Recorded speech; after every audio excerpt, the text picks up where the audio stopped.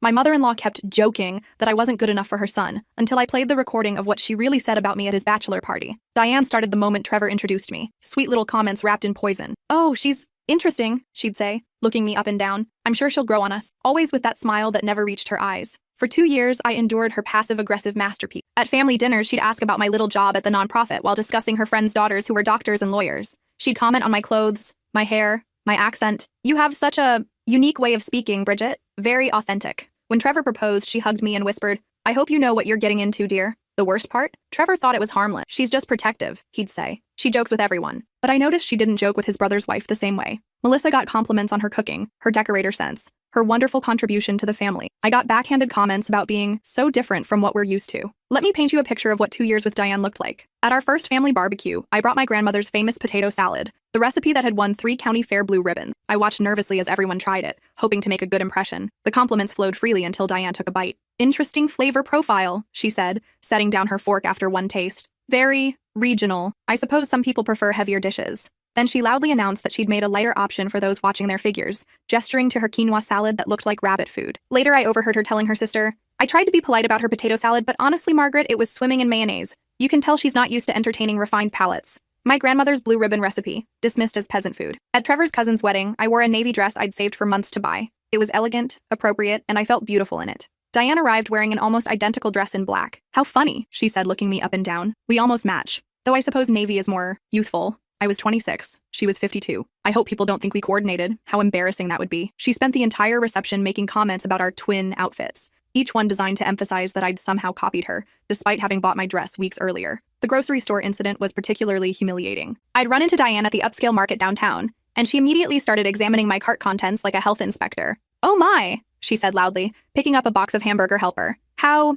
practical. I suppose not everyone has time for made-from-scratch meals." She said this while other shoppers were clearly listening. Then she proceeded to give me a lecture about nutrition and the importance of setting proper examples for future children, all while her own cart was full of expensive pre-made meals from the deli counter. "It's really about priorities," she concluded, loud enough for half the produce section to hear. "Some people prioritize convenience over quality." I wanted to disappear into the floor. Instead, I smiled and said, "You're absolutely right. Trevor loves my homemade mac and cheese, but sometimes after working a 12-hour day managing housing programs for homeless families, I need shortcuts." Her face fell slightly when I mentioned my actual job responsibilities, but she recovered quickly. "Of course, dear. Everyone does their best." The Christmas incident should have been my wake-up call. I spent weeks making homemade gifts for everyone. Hand-knitted scarves, photo albums filled with family memories, personalized ornaments with each person's name carefully painted in gold script. I'd worked evenings and weekends for 2 months, putting love and care into every stitch and brush stroke. Diane opened hers last, held up the scarf I'd worked on for months, a beautiful cable knit in her favorite color, and said, "How crafty. I'll have to find somewhere special to put this." The way she said crafty made it sound like a disease.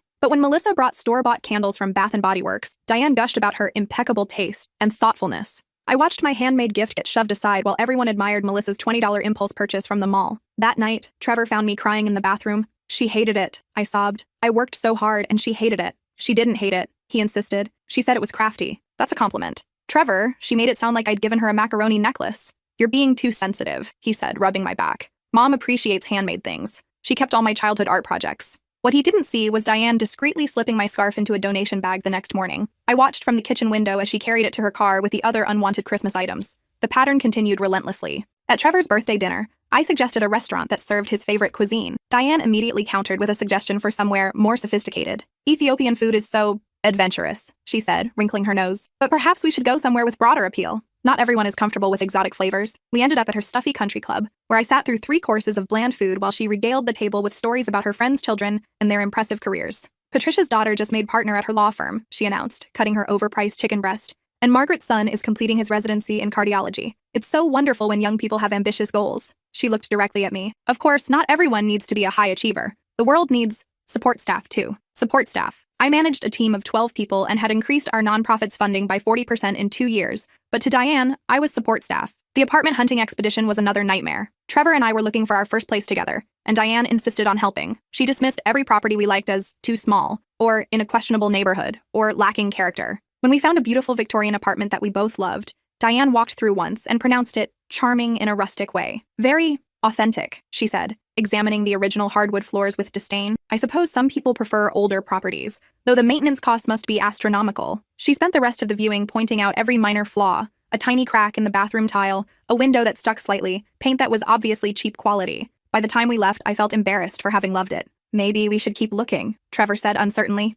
That night, I called the landlord and put down a deposit. It was our apartment, our choice, and I wasn't letting Diane's poison ruin something beautiful for us. When we moved in, Diane's housewarming gift was a set of coasters with care instructions emphasizing how easily water rings could damage vintage furniture. The message was clear: you're too careless for nice things. But the cruelest cut came during my promotion celebration. I'd worked for 3 years to become program director, competing against candidates with master's degrees when I only had my bachelor's. When I got the job, Trevor was ecstatic. He suggested dinner at the fanciest restaurant in town to celebrate. Diane's response? How nice that they're giving you more responsibilities. I hope the extra workload won't interfere with your home life. Career women often struggle with balance. At dinner, she spent the entire evening talking about work-life balance and how some women prioritize careers over family. She shared statistics about divorce rates among working couples and stories about friends whose marriages had suffered when wives became too focused on work. Of course, Bridget's situation is different, she concluded with false sincerity. Her job is more of a calling than a career. Social work is so admirable, even if it's not financially rewarding. I wasn't a social worker. I was a program director at a nonprofit that provided housing assistance to homeless families.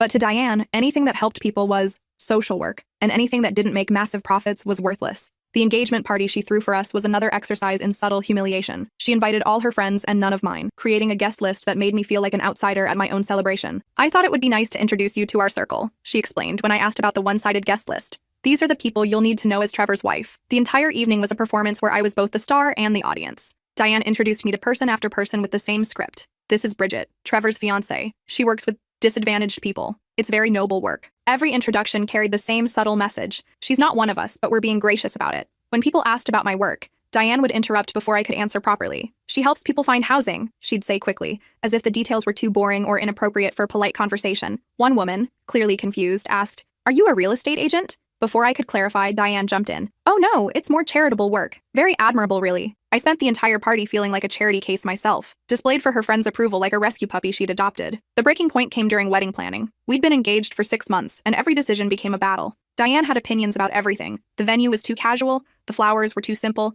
the menu wasn't sophisticated enough. When we chose a local photographer whose work we loved, Diane brought out portfolios from award-winning professionals who charged 3 times as much. "I understand budget is a concern," she said with false sympathy, "but your wedding photos are forever. You don't want to look back and regret cutting corners on something so important." The photographer we'd chosen had shot 3 of our friends' weddings beautifully, but Diane made us second-guess everything with her subtle undermining. She questioned our choice of DJ, our decision to have a buffet instead of plated dinner, even our selection of wedding favors. Nothing was good enough, sophisticated enough, or appropriate enough for a wedding of this caliber. "I just want everything to be perfect for you," she'd say with that fake concerned smile. "This is such an important day, and first impressions matter so much." The rehearsal dinner venue became her nuclear option. She suggested we have it at her country club, which would have cost more than our entire wedding budget. "Of course, we'll need to be careful about the guest list," she said delicately. "Some venues have standards." She looked directly at me. "But I'm sure we can work something out." When I asked what she meant, she smiled sweetly. "Nothing, dear. Just that your family might feel more comfortable somewhere, less formal. The club can be intimidating for people who aren't used to that level of service." That's when I understood. She wasn't just insulting me anymore. She was going after my family, my parents who had worked their entire lives to provide for us, my sister, who had served 3 tours in Afghanistan, my brother, who ran his own successful business. "What exactly are you implying about my family?" I asked, my voice dangerously quiet. "Oh, nothing at all," she backpedaled quickly. "I just think they might prefer somewhere more relaxed, somewhere they can be themselves without worrying about protocol. Protocol. As if my family were barbarians who couldn't handle using the correct fork. That night, I called my mom crying. "Maybe I'm not cut out for this family," I said. "Maybe I should just call off the wedding." Mom, who'd raised 3 kids while working double shifts as a nurse, listened quietly to my breakdown. When I finished, she was silent for a long moment. "Bridget," she finally said, her voice firm, "you are good enough for any family on this earth. Your father and I raised you to be kind, hardworking, and honest. If that's not enough for them, that's their failing, not yours." "But what if Trevor starts to see me the way she does? Then he's not the man you think he is." "But honey, you can't spend your whole life trying to prove your worth to someone who's already decided you're worthless. That's not a battle you can win." Her words stayed with me for days. I started paying closer attention to how Diane treated other people, the condescending way she spoke to servers, the dismissive comments about neighbors who weren't wealthy enough, the careful way she curated her social media to present a perfect image. I realized something important. Diane's problem wasn't with me specifically. It was with anyone she perceived as beneath her social status. I just happened to be dating her son. 3 weeks before our wedding, I was picking up decorations from Diane's house when I heard voices in the backyard. Trevor's bachelor party was that night, and some guys had arrived early to help set up the tent and bar. I was about to announce myself when I heard my name. "I still can't believe Trevor's marrying that girl." Diane's voice carried clearly through the screen door. My stomach dropped. I pulled out my phone and hit record, my hands already shaking. "She's so beneath him. Diane continued, her voice dripping with disdain. No class, no breeding, her family's trailer trash, and it shows. I've been trying to get him to see it, but he's blinded by whatever spell she's cast. Trailer trash. My parents, who owned their own home and had been married for 28 years. My family, who had never asked for anything from anyone. What are you going to do? Asked a voice I recognized as Trevor's uncle. Wait and see. Girls like that always show their true colors eventually. She'll probably get pregnant immediately to trap him, then take half of everything in the divorce. Mark my words. My hands were shaking so hard I almost dropped the phone, but I kept recording. The wedding's going to be a disaster. Did you see her dress? Looks like something from a discount store. And don't get me started on her family. I had to uninvite half the people I wanted there to make room for her. People. Her people? Trevor's cousin laughed. You mean the nurse mother and the mechanic father? How tragic. Exactly. And that sister of hers with all the tattoos. I specifically asked them to dress appropriately, but you know how those types are. No sense of occasion. I felt like I was going to vomit. Those types. My sister's tattoos were memorial pieces for the patients she'd lost when she was deployed as an army medic in Afghanistan. She'd shown them to Diane once, explaining the meaning behind each one. Diane had nodded politely and changed the subject immediately. Have you talked to Trevor about this? His uncle asked. Oh, constantly. But he's stubborn. He thinks he's in love. I keep hoping he'll come to his senses, but the wedding's in 3 weeks. I'm running out of time. What if you just told him how you really feel? Diane laughed. A cold, calculating sound that made my skin crawl. Please. Trevor would never forgive me. No, I have to be smarter than that. I'll play the loving mother-in-law, document every mistake she makes, every time she embarrasses the family. Eventually, he'll see what I see.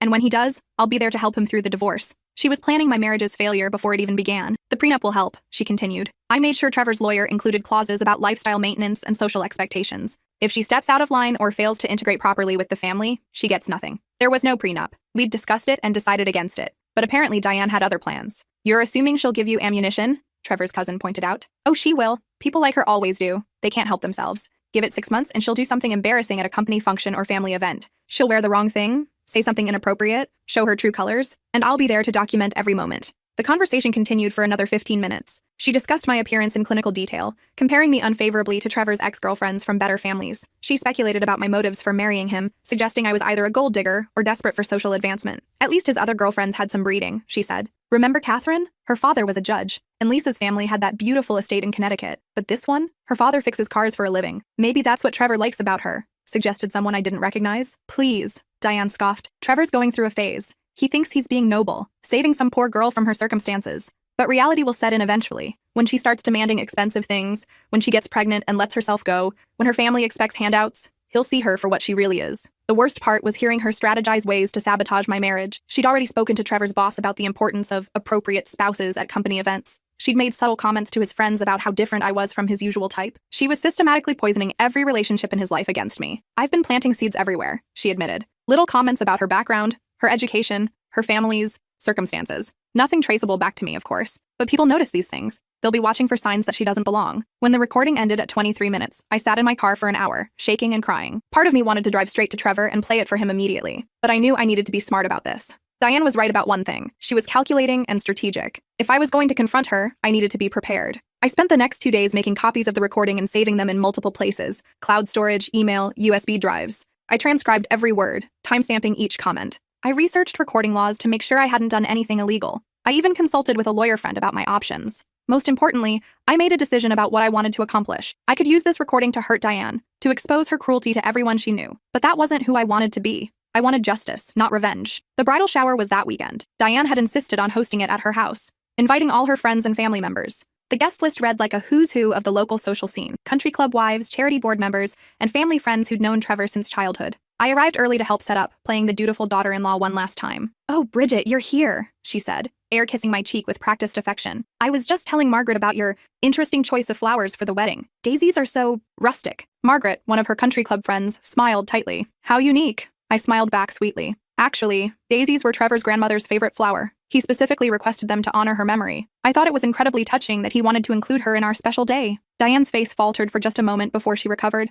Of course, dear. How thoughtful of you to remember. But I caught the flash of irritation in her eyes. She hadn't expected me to have a meaningful reason for my choice, and my response made her comment look petty and inappropriate. The shower proceeded exactly as I expected. Diane held court in her perfectly decorated living room, making subtle digs disguised as loving concern. I hope Bridget knows what she's getting into, being part of such a close family. We have very high standards. The other women tittered politely while my friends and family sat uncomfortably in the circle of chairs. When we played the "How well do you know the bride" game, Diane answered every question about me incorrectly, despite having known me for 2 years. She got my job title wrong, my college major wrong, even my favorite color wrong, but she answered with such confidence that several guests looked confused. I thought Bridget worked in social services, one woman said hesitantly. Oh, it's all the same thing, really, Diane waved dismissively. Helping people, you know. Very admirable, even if it's not particularly substantial. My college roommate, Jen, cleared her throat. Actually, Bridget is a program director. She manages housing assistance programs for homeless families. Last year, her team helped over 300 families find permanent housing. Diane's smile tightened. Of course. How lovely. The gift opening was its own special torture.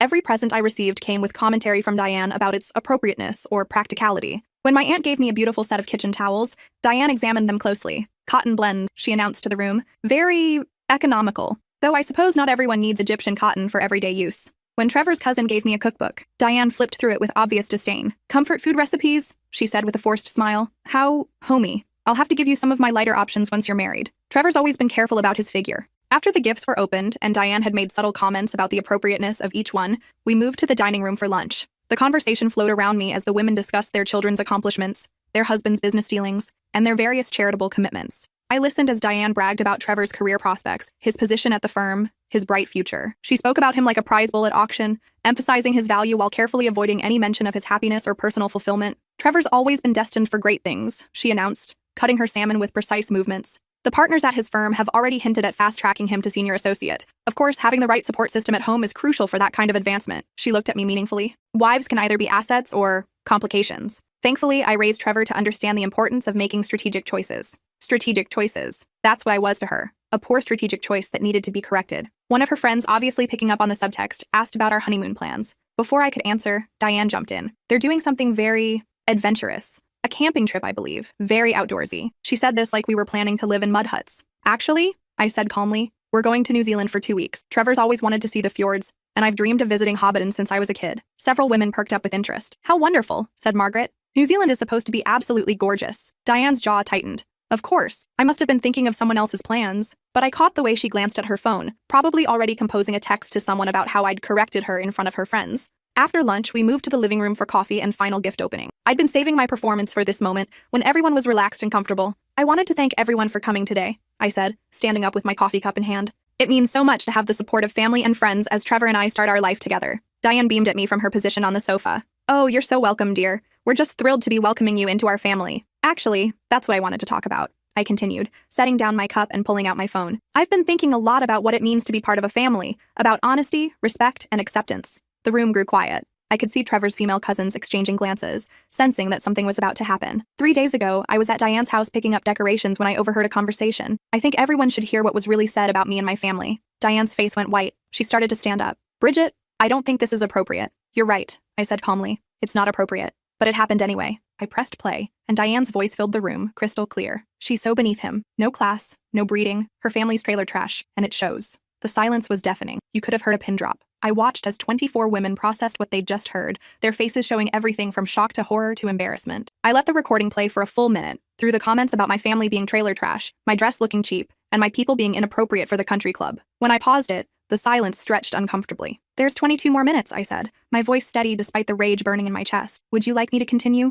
Diane stood up shakily, her face cycling through several emotions. Denial, anger, fear, and finally, desperate damage control. That's taken out of context, she stammered. I was just venting. Everyone vents sometimes. You didn't mean to call my mother trailer trash, I interrupted. The woman who worked double shifts as a registered nurse to put 3 kids through college? The woman who's been married to my father for 28 years and has never missed a single one of our school plays, graduations, or important moments? My voice was getting stronger, fueled by righteous anger. Or maybe you didn't mean to insult my father? The mechanic who built his own business from nothing and now employs 12 people? The man who taught me that hard work and integrity matter more than social status? Trevor's Aunt Margaret was staring at Diane in horror. Diane, please tell me you didn't actually say those things. I pressed play again, letting them hear Diane's comments about my sister's tattoos and my family being those types of people. For the record, I said when I paused it again, my sister's tattoos are memorial pieces for the soldiers and patients she lost when she was deployed as an army medic in Afghanistan. She served 3 tours of duty and saved countless lives. Those tattoos represent her commitment to never forget the people she couldn't save. Several women gasped.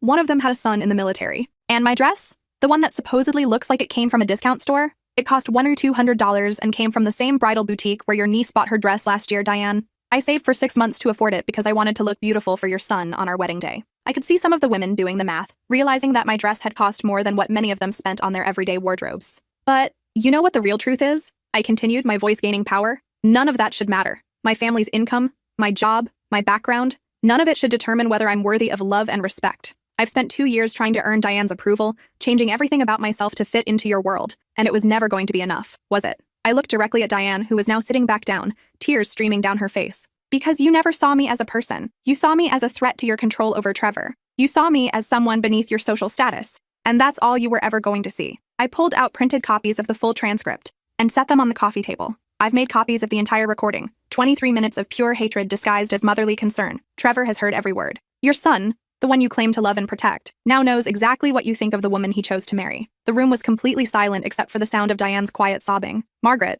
who had been one of Diane's closest friends for over 20 years, stood up slowly. I think I need to leave, she said, her voice shaking with disappointment. Please don't, I said firmly. Stay, finish your coffee, enjoy the rest of the shower. You came here to celebrate with me and that's what we're going to do. I'm the one who's leaving. I gathered my gifts and my purse, then turned back to address the room one final time. To everyone who came here today to support me, thank you. Your presence means more than you know. To those of you who might be wondering if what you heard changes anything, it doesn't. I'm still the same person I was an hour ago. I still love Trevor with my whole heart, and I'm still going to marry him next weekend. I looked at Diane one last time, but I'm done pretending that your approval matters to me. I'm done shrinking myself to fit into your narrow definition of acceptable, and I'm done letting you poison my relationship with silent compliance. I walked toward the front door, then paused with my hand on the doorknob. Oh, and Diane, you're uninvited from the wedding. Security will have your photo, so don't bother showing up. As I walked to my car, I could hear the explosion of voices behind me, some shocked, some supportive, some clearly taking sides. My phone started buzzing immediately with texts from the women who'd been there, but I ignored them all. I drove straight to Trevor's office and asked his secretary if I could see him. She took one look at my face and immediately buzzed him. What's wrong? He asked as soon as I walked into his office. I handed him my phone with the recording queued up. Listen to this.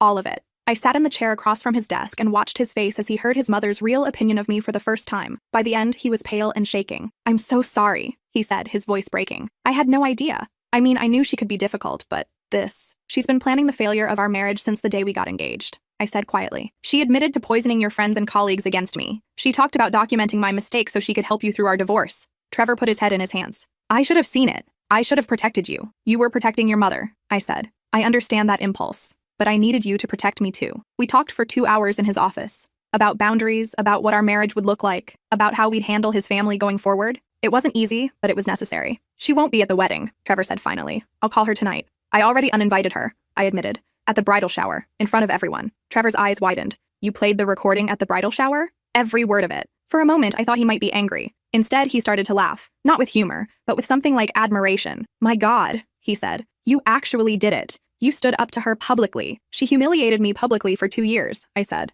It seemed fair. The next few days were absolute chaos. Trevor's phone rang constantly with family members wanting to know what was happening. Some sided with Diane, claiming I'd been vindictive and cruel to humiliate her publicly. Others supported me, saying it was about time someone stood up to her manipulative behavior. His cousin Rebecca called me directly. I've been waiting 20 years for someone to call her out, she said. The way she treated my mother when she married into this family was awful, but no one ever had proof before. Trevor's Aunt Helen, Diane's sister-in-law, was less supportive. Family business should stay private. She lectured me over the phone. What you did was cruel and unnecessary. Diane made some unfortunate comments, but destroying her reputation isn't the answer. Unfortunate comments? I replied. She called my family trailer trash and strategized ways to end my marriage before it started. That goes a little beyond unfortunate. She was venting to friends. Everyone says things they don't mean when they're upset. For 23 minutes, in explicit detail, while planning specific actions to sabotage my relationship with her son. Helen was quiet for a moment. Maybe you could have handled it more diplomatically. I tried diplomacy for 2 years, I said. It didn't work. Sometimes the only language bullies understand is public consequences.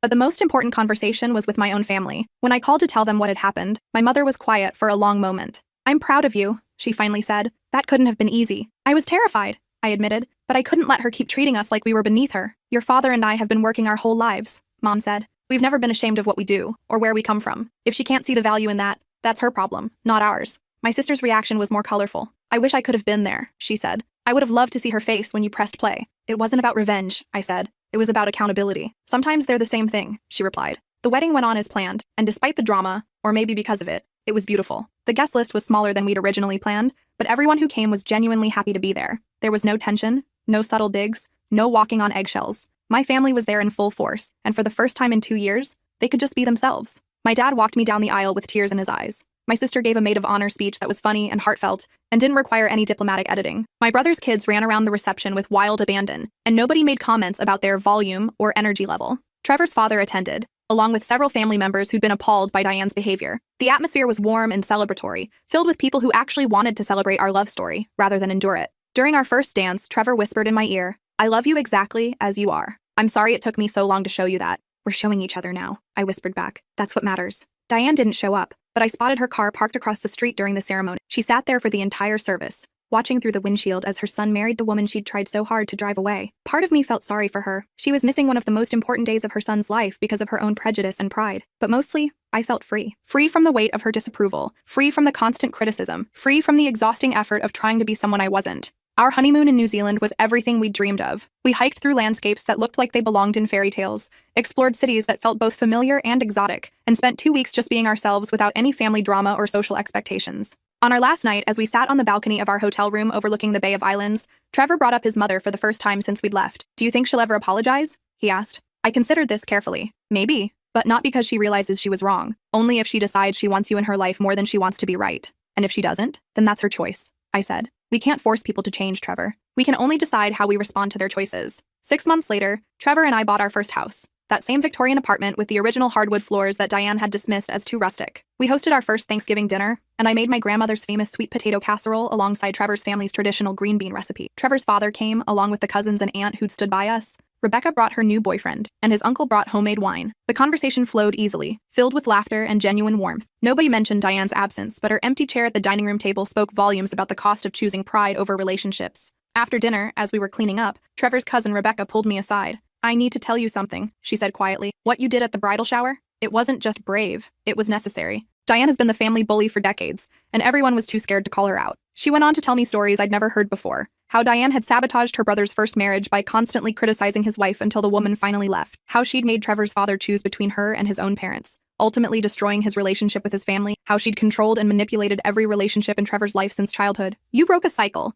Rebecca said. "Trevor is the first person in this family to stand up to her and mean it. You gave him permission to choose his own happiness." That evening, as Trevor and I sat on our front porch watching the sunset, Diane called. Trevor answered and put her on speaker. We'd agreed on complete transparency going forward. "I hope you're happy," she said, her voice bitter and cold. "You've destroyed our family." "No, Mom," Trevor replied quietly but firmly. "You did that when you decided to hate my wife before you even knew her. When you chose your own prejudices over my happiness. I was trying to protect you. From what? From marrying someone who loves me unconditionally? Someone who makes me laugh every day? Someone who comes from a family that actually knows how to love without conditions?" There was a long pause on the other end of the line. "She's changed you," Diane said finally, her voice full of accusation. "Yeah," Trevor said, looking at me with a smile. "She has. She's made me a better person. She's taught me that love shouldn't come with a checklist of requirements. She's shown me what it means to be accepted for who I am instead of who someone thinks I should be." "I gave you everything," Diane protested. "You gave me conditional love," Trevor corrected. "You gave me expectations and criticism disguised as care. You gave me the message that nothing I chose for myself would ever be good enough unless it met with your approval first.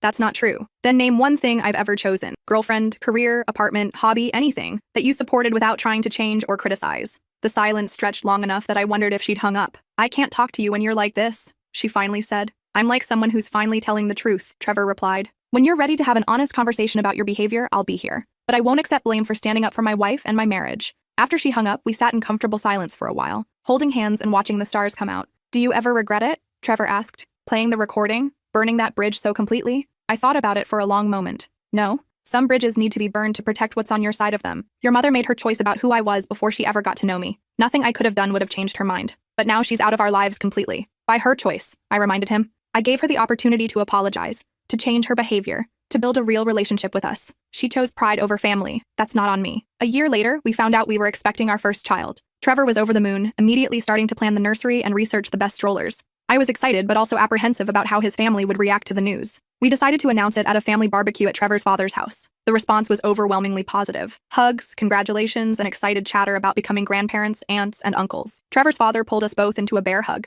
"This baby is so lucky to have you two as parents," he said, tears in his eyes. Later that week, Diane called. Trevor answered, and I could hear her voice through the phone even from across the room. "I heard about the baby," she said. "Yes," Trevor replied cautiously. "I want to be involved." "That depends entirely on you," Trevor told her. "If you can treat Bridget with respect and acknowledge that she's my wife and the mother of your grandchild, then we can talk about visits. But I won't expose our child to the kind of treatment you've shown Bridget." "I never meant..." "Mom, I have a recording of exactly what you meant. We both know what you said and what you intended. The question is whether you're willing to change." There was a long pause. "What would I need to do?" she asked finally. "Start with an apology. A real one, not an excuse or justification. Then we can discuss boundaries and expectations going forward." 2 weeks later, Diane showed up at our front door with a bouquet of flowers and a letter. She looked smaller somehow, less intimidating than she had in the past. I wrote this out because I wanted to make sure I said it right, she began, her voice shaking slightly. The letter was 3 pages long and addressed to both of us. In it, she acknowledged the pain she'd caused, took responsibility for her behavior, and apologized for the things she'd said about me and my family. She didn't make excuses or try to justify her actions. She simply owned them. I was wrong, she said after reading it aloud.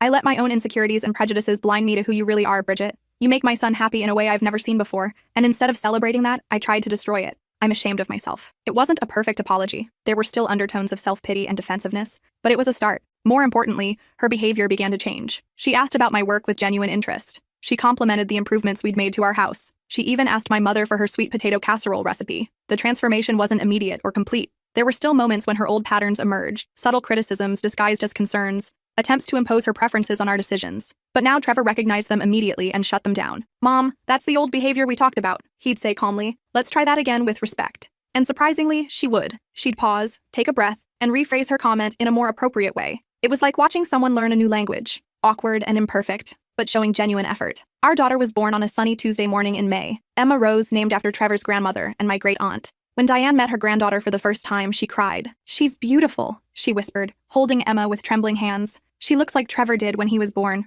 Over the following months, Diane slowly earned back a place in our lives. She babysat Emma occasionally, always following our rules and schedules without complaint. She brought thoughtful gifts, board books, soft toys, practical items we actually needed. She even invited my parents over for dinner, making an effort to get to know them as individuals, rather than dismissing them as those people. It wasn't the relationship I'd once hoped for, but it was respectful and functional. More importantly, it was honest. We all knew where we stood with each other, and Emma would grow up seeing healthy boundaries in action. The real test came when Emma was 6 months old and Trevor got a promotion at work. The firm was throwing a celebration dinner, and spouses were invited. It was exactly the kind of event where Diane used to make subtle comments about appropriate behavior and social expectations. Are you nervous? Trevor asked as we got ready. A little, I admitted. This is the first time your mother will see me in action at one of your work events. You'll be fine, he said, straightening his tie. You're amazing at these things. You always have been. At the dinner, I watched Diane watching me as I chatted with Trevor's colleagues and their wives. I saw her take note of my dress, my conversation topics, my interactions with the partners. But instead of looking for flaws to criticize later, she seemed genuinely impressed. You were wonderful tonight, she said as we were leaving. Trevor's colleagues clearly respect you, and I can see why. You have a gift for making people feel comfortable. It was the first genuine compliment she'd ever given me, and it meant more than I'd expected. Thank you, I said simply. That means a lot. In the car on the way home, Trevor reached over and squeezed my hand. I'm proud of you, he said. Not just for tonight, but for everything. For standing up to her when it mattered. For setting boundaries that forced all of us to be better. For giving her a chance to change when she finally asked for one. We all had things to learn, I said. Maybe. But you were the one brave enough to start the conversation. Last month, at Emma's first birthday party, I watched Diane playing with her granddaughter in the backyard. She was pointing out flowers and butterflies, her voice soft and patient in a way I'd never heard before. Emma giggled and clapped her hands, completely comfortable with her grandmother. She's different with Emma than she was with us, Trevor observed, coming up beside me. Sometimes it takes a new generation to break old patterns, I said. Emma will never know the version of your mother that I met. She'll only know the grandmother who learned to love without conditions. Do you think that's fair? That Emma gets the better version? I considered this carefully. I think it's exactly what's supposed to happen. We went through the hard part so Emma doesn't have to. We fought the battles so she could have peace. Trevor wrapped his arms around me from behind, and we stood there watching our daughter take her first steps across the lawn, Diane cheering her on with genuine delight. Do you ever miss her? Trevor asked suddenly. The version of my mother who existed before all this? You mean the version who smiled to my face while planning my divorce behind my back? I asked. Not really. This version, the one who had to confront her own behavior and choose to change, she's actually better. More honest, more real, even though it took a public humiliation to get there. Sometimes that's what it takes, I said. Some people only change when the cost of staying the same becomes too high. As if she'd heard us talking about her, Diane looked over and smiled. Not the fake, calculating smile I remembered from before, but something warmer and more genuine. Thank you, she mouthed silently. I nodded back, accepting her gratitude. We'd come a long way from that bridal shower, from that recording, from the woman who had called my family trailer trash. It hadn't been easy, and it hadn't been quick, but we'd built something better from the ashes of what came before. That night, after the guests had gone home and Emma was asleep in her crib, Trevor and I sat on our front porch swing, sharing a bottle of wine and watching the fireflies dance in our garden. I need to tell you something, Trevor said suddenly. What's that? I found something when I was cleaning out my old room at Dad's house. He pulled out his phone and showed me a photo. It's a letter my mom wrote to herself when I was born, about the kind of grandmother she wanted to be someday.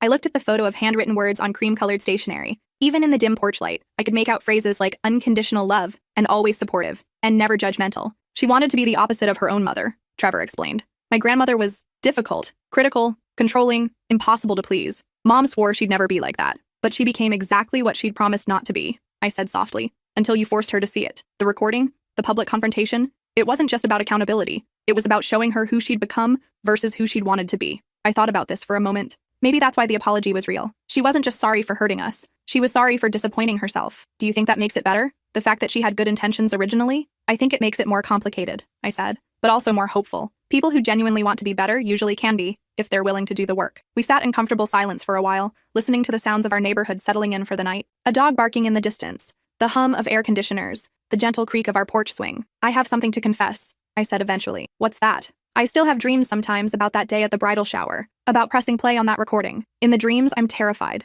My hands are shaking, my voice is breaking, and I keep thinking I'm making a terrible mistake. Do you regret it? In the dreams? No. Even in the dreams, I know it's the right thing to do. But I'm scared of how it will change everything. And are you? Scared of how it changed everything? I looked around at our life, our house, our garden, our sleeping daughter, our honest relationships. No, it changed everything for the better. But I think I'll always remember how terrifying it was to stand up for myself that completely. You know what I remember most about that day? Trevor asked. What? Coming home and finding you in the kitchen, making dinner like nothing had happened. You'd just blown up my family's entire dynamic, exposed decades of toxic behavior, and fundamentally changed the course of all our relationships. And there you were, making spaghetti and humming to yourself. I laughed at the memory. I was stress cooking. I made enough food for 10 people. But you seemed so calm, so sure of yourself. I was anything but calm. I was terrified that I'd gone too far, that you'd choose your mother over me, that I'd destroyed any chance of having a normal family relationship. But you did it anyway. Because the alternative was spending the rest of my life pretending to be someone I wasn't, accepting treatment I didn't deserve, and watching our future children learn that love comes with conditions. Trevor was quiet for a long moment. I'm sorry I didn't protect you from that.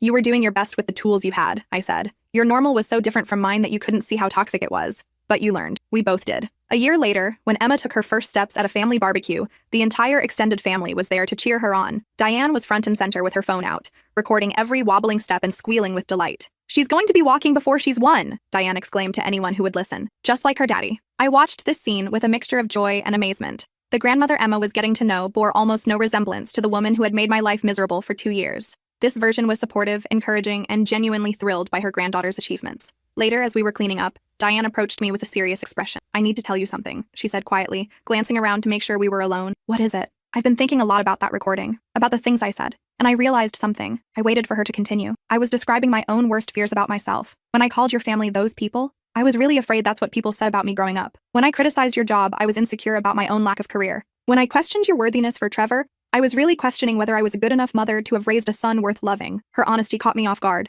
That's very insightful. I spent so much energy trying to prove I belonged in the social circles I'd married into that I forgot what actually mattered. I forgot that the point isn't to impress other people, it's to love your family well. What made you realize that? Diane looked over at Emma, who was toddling around the yard with her cousins, watching you with her. You never worry about whether you're doing things the right way socially. You just focus on what's best for Emma. You're confident in your parenting because you're confident in your love for her. It's not that simple, I said. I worry all the time about whether I'm making the right choices. But you don't worry about what other people think of your choices. That's the difference. I spent 30 years parenting based on what would look good to outsiders, rather than what was actually good for Trevor. This conversation stayed with me for weeks. It made me realize that Diane's journey toward change was more complex than I'd understood. She wasn't just learning to treat me better, she was learning to treat herself better too. The recording that had seemed like such a weapon at the time had become something else entirely. It was evidence of transformation, proof that people can fundamentally change if they're willing to confront their own darkness. 2 years after that first birthday party, we welcomed our second child, a son we named after Trevor's grandfather. When Diane met her grandson for the first time, she held him with the same reverence she'd shown Emma, but with an additional layer of wisdom earned through experience. He's perfect, she whispered, tears streaming down her face. They both are. You and Trevor are such wonderful parents. As I watched her with our children, I sometimes thought about that woman from the recording, the one who had been so afraid of losing control that she'd been willing to destroy her son's happiness to maintain it. That woman felt like someone from another lifetime, someone we'd all grown beyond. But I never forgot her completely. She served as a reminder of how far we'd all come, and of how important it is to choose love over fear, acceptance over control, and growth over pride. The recording still exists somewhere in my cloud storage, though I haven't listened to it in years. Sometimes I think about deleting it, but then I remember that it's not just evidence of Diane's lowest moment, it's also evidence of my highest one. The moment I decided to stop accepting less than I deserved and started fighting for the family I wanted to build. That fight changed all of us for the better. Trevor learned to set boundaries with his mother and prioritize his own family. Diane learned to love without conditions and to see past her own insecurities. And I learned that standing up for yourself isn't selfish, it's necessary. Our children will grow up in a family where love doesn't come with a checklist, where acceptance isn't conditional on meeting someone else's expectations, and where honest communication is valued over polite pretense. Sometimes the most loving thing you can do is refuse to enable someone's worst behavior. Sometimes progress requires confrontation. And sometimes the only way to build something better is to be willing to tear down what isn't working. The day I played that recording was the day our real family story began.